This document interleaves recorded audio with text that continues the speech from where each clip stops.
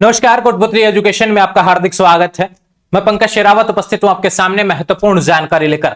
आज हम बात करेंगे सीईटी 2024 एग्जाम के बारे में। यहां पर ग्रेजुएशन लेवल का एग्जाम हो चुका है, उसको लेकर कुछ अपडेट है। करेक्शन फोरम और आंसर की को लेकर इसके बारे में हम बात करेंगे। और यहां पर 12th लेवल का एग्जाम कल से शुरू होने वाला है सीईटी का।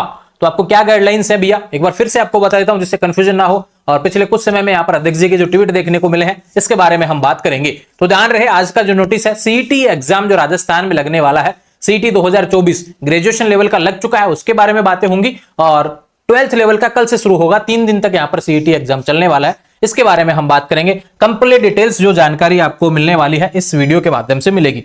सबसे पहले बात करें भैया, देखो यहाँ पर एक सवाल है, उसके बारे में हम बात कर लेते हैं पहले तो, कि सीईटी का यहां पे दिया हुआ है भैया कि सीईटी का करेक्शन फोरम। जी हाँ, सीईटी का करेक्शन फोरम आज से शुरू हो गया है। आज से नहीं, मतलब आज नोटिस आ गया है और 23 तारीख से शुरू हो जाएगा। इसकी डेट्स भी आपको मैं बता देता हूं, ये रहा। सीईटी ग्रेजुएशन एग्जाम फोरम में करेक्शन का मौका मिलेगा 23 अक्टूबर से प्लान करें। और बिल्कुल यहां पर शुरू हो गया है, नोटिस आपको शाम को देखने को मिल जाएगा, ध्यान रखिए। 23 अक्टूबर से CET graduation level exam forum. किसी का कंफ्यूजन यहां पर करेक्शन से रिलेटेड था भैया कि काफी सवाल आ रहे थे, वो अभी 23 तारीख से सही कर सकेंगे, ठीक है। डेट आपको मेंशन कर दी जाएगी, लास्ट डेट भी यहां पर मुझे देखने को मिल रही है। एक बार मैं आपको चेक कर देता हूं, देख लो भैया, यहां पर सीईटी ग्रेजुएशन लेवल का करेक्शन फोरम का डेट भी आप यहां पर देख सकते हैं। 23 अक्टूबर से 1 नवंबर 2024 तक सीईटी ग्रेजुएशन लेवल के एग्जाम फोरम में अगर किसी का करेक्शन से रिलेटेड कोई सवाल था, अब यहां पर कर लीजिए भैया। ऑनलाइन पोर्टल करेक्शन से रिलेटेड यहां पर चालू होने वाला है, 23 अक्टूबर से शुरू हो जाएगा, ध्यान रखें। और इसकी लास्ट डेट रहेगी 1 नवंबर 2024। ये किसने ट्वीट किया है? यहाँ आपके कर्मचारी चयन बोर्ड के सचिव हैं, उन्होंने ट्वीट किया है, ध्यान रखें।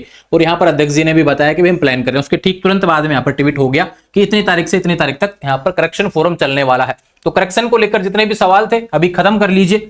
बात करें, अब आते हैं 12th लेवल वाले विद्यार्थियों के लिए।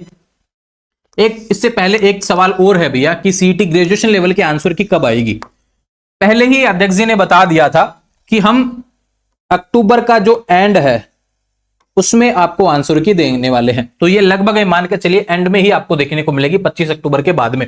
तो सीईटी ग्रेजुएशन लेवल आंसर की जो ऑफिशियल रहने वाली है, काफी कोचिंगों के द्वारा तो ऑलरेडी जारी कर दी जाती है उसी दिन ही, लेकिन ऑफिशियल जो कर्मचारी चयन बोर्ड की तरफ से देखने को मिलेगी, ये अक्टूबर एंड में देखने को मिलेगी कि कौन सा क्वेश्चन सही माना गया है, कौन सा गलत माना गया है, और उस पर आपत्ति वाली जो सिचुएशन रहेगी उसके बारे में नोटिस आपको देखने को मिलेगा।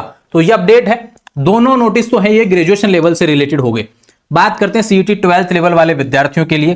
कल का भी कुछ ट्वीट यहां पर देखने को मिल रहा है भैया, इसके बारे में भी हम बात करेंगे। 12th लेवल वाले विद्यार्थी ध्यान रखिए, कल का ही ट्वीट है। सीईटी सीनियर सेकेंडरी 22-24 अक्टूबर की परीक्षा में रॉन्ग आंसर के लिए नेगेटिव मार्किंग नहीं है। नेगेटिव मार्किंग नहीं है भैया, काफी विद्यार्थी कंफ्यूजन है। 12th लेवल वाले विद्यार्थी एक बार फिर से सुन लीजिए, नेगेटिव मार्किंग नहीं है, लेकिन आप 10% से ज्यादा क्वेश्चन वहां पर अटेंड नहीं करते हैं तो आप अयोग्य तो घोषित होंगे ही। और आप यहां पर लास्ट ऑप्शन ई नहीं चुनते, यानी और क्वेश्चन आपको नहीं आता है, कोई भी क्वेश्चन अगर आपको नहीं आ रहा है, सपोज दैट एक क्वेश्चन पूछा गया आपसे, अगर आपको एबीसीडी में से कुछ भी आंसर आपको लग रहा है कि हाँ ये होना चाहिए, लगा दिया टिक, उसका गोला काला कर दिया वहां पे, ठीक है भैया। अगर वो नहीं आ रहा है आपको तो फिर आपको ई पे टिक करना है। जब नेगेटिव मार्किंग नहीं है तो एबीसीडी में से टिक्का लगाओ ना कुछ तो लगा के आना पड़ेगा। अगर एबीसीडी में से नहीं सिलेक्ट कर पा रहे तो भैया फिर आपका यहां पर ई वाले को सिलेक्ट करना पड़ेगा, यानी कि यह क्वेश्चन मैं अटेंड नहीं करने वाला हूं, उसके लिए भी आपको यहां पर ई लगाना पड़ेगा, ई वाले को चुनना पड़ेगा। इसको लेकर कंफ्यूजन ना रखें।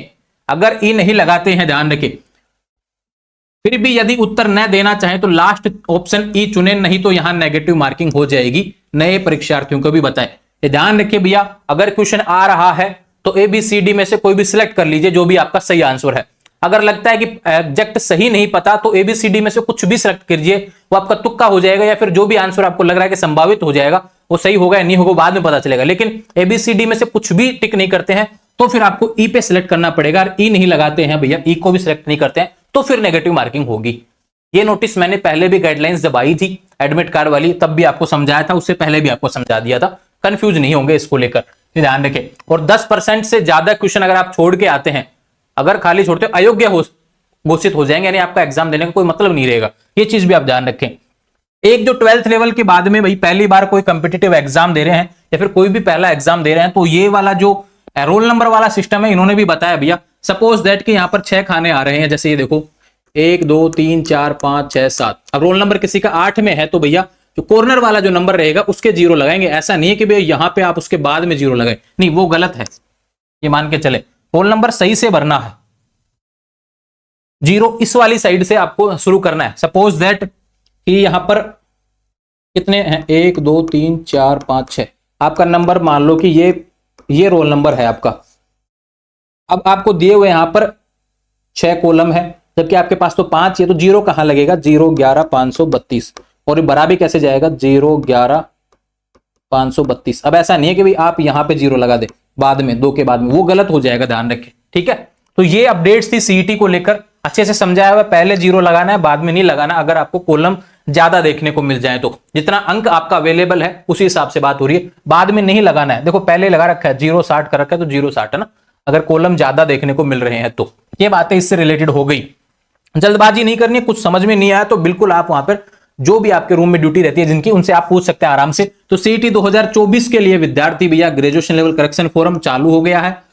आंसर की अक्टूबर एंड में देखने को मिलेगी। 12th लेवल वाले विद्यार्थी सबसे पहले तो आपको ऑल द बेस्ट भैया, अच्छे से करके आना है, नेगेटिव मार्किंग नहीं है, सारे क्वेश्चन अटेंड करके आने, पूरा समय बैठना है भैया एग्जाम में। और विशेष बात, एग्जाम में बैठने से पहले ध्यान रखें 2 घंटे पहले आपको सेंटर पहुंचना है। एडमिट कार्ड लेके जाना है, खुद का फोटो लेके जाना है और फोटो आईडी साथ में लेके जाना है। ये सब चीजें आपको साथ में ले जानी पड़ेगी, और एक बॉल पेन भी लेके जाना है जिसमें पारदर्शी हो, यानी आर पार दिख सके, ठीक है। ये सारी चीजें हैं भैया आपको लेके जानी है। इंपॉर्टेंट आपका समय से सेंटर पहुंचना, देरी नहीं करनी क्योंकि सुबह जल्दी आपका एग्जाम होने वाला है। इसलिए भैया सीईटी वाले विद्यार्थियों के लिए एक बार पुनः आपको ढेरों बधाई, शुभकामनाएं, अच्छे से एग्जाम देवें, क्योंकि सीईटी की वैलिडिटी तो यहां पे बढ़ने वाली है, यह भी कंफर्म है। सीईटी के तहत होने वाली वैकेंसियों का कैलेंडर भी जारी हो चुका है। अब आपके पास ये जो कल वाले जो 3 दिन होने वाले हैं, किसी एक दिन आपका एग्जाम, किसी का 22 को, 23 को, 24 को, जिस दिन भी आपका एग्जाम है, बड़े धैर्य से आपको एग्जाम देना है और एग्जाम में अच्छे से पेपर अटेंड करना है। जो आ रहा है वो तो बहुत अच्छे से करना है, और जो नहीं आ रहा है उसमें भी थोड़ा सा दिमाग लगा के भैया अगर नहीं आ रहा है तो भी आपको तुक्का तो लगा के आना है, खाली नहीं छोड़ना है। ध्यान रखें क्वेश्चन सारे अटेंड करने हैं और सीईटी में 40% नंबर लाने हैं पास के लिए। अगर आप पास हो जाते हैं तो फिर सीईटी के तहत होने वाली सभी वैकेंसी पर आप बैठ पाएंगे, और उसका कैलेंडर ऑलरेडी जारी हो चुका है। आने वाले समय में और भी वैकेंसी उसमें ऐड हो जाएंगी। अब बस आपको टारगेट करना है अपनी सीईटी एग्जाम को। अंतिम समय जो भी बच रहा है आपको पढ़ने के लिए, आराम से पढ़िए, जुड़े रहेंगे चैनल के साथ, चैनल को सब्सक्राइब करें। Thank you.